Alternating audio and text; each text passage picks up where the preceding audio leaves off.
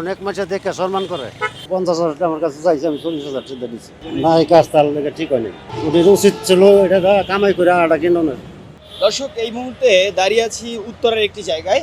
আমি একটি রিকশায় উঠছিলাম এবং রিকশাটিতে লেখা আজ সুন্নাহ ফাউন্ডেশন, অর্থাৎ ওস্তাদ আহমদুল্লাহর যে আজ সুন্নাহ ফাউন্ডেশন, সেই আজ সুন্নাহ ফাউন্ডেশন থেকে এই রিকশাটি আসলে একজন ব্যক্তিকে দেওয়া হয়েছিল এবং যতটা জানতে পেরেছি আসলে সেই যে ব্যক্তিকে রিকশাটি দেওয়া হয়েছিল তিনি আসলে এটি বিক্রি করে দিয়েছেন আরও একজন ব্যক্তির কাছে, এই চাচার কাছে আসলে রিকশাটি বিক্রি করে দিয়েছেন এবং পরবর্তীতে এই চাচা এই রিকশাটি চালান। আসলে মূল ঘটনাটি আসলে চাচার কাছ থেকে জানবো। চাচা, ঘটনাটা একটু বলেন।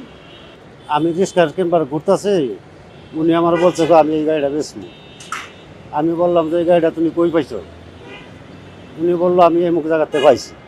বেচার বাকি RICL TMX, যুগের পর যুগ স্থাপনা থাকে মজবুত। আমি চালাইতে পারি না, বুঝছি, আমি অন্য ব্যবসা করবো।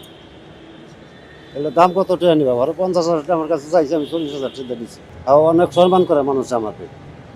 আমি কিনে নেওয়ার পরে অনেক সম্মান করে। কেন ওই নম্বরটা দেখে, আসল না ফার্মেশন দেখে, ঠিক আছে। তারপরে আমি বললাম যে হুজুরটা কেমন লোক আমি একটু দিই। পরে আমি একজনকে কইলাম যে মোবাইলতে চার্জ দেন। চার্জ দিয়েছে হুজুর, আমার ভালো লাগে এবং হুজুরে বয়ানো শুনলাম, খুব সুন্দর লাগছে আমার কাছে। না, এই কাজ তার লেগে ঠিক হয়নি। ওদের উচিত ছিল এটা কামাই করে আটা কিনো না। বড় হুজুর আমি এমনি মোবাইলে বাই করে দেখছি, খুব ভালো লোক। মানুষ আমারে কয় হাই দিছে চালায় খাইবার লেগে ব্যস্ত কে, অনেক মাসে দেখে সম্মান করে।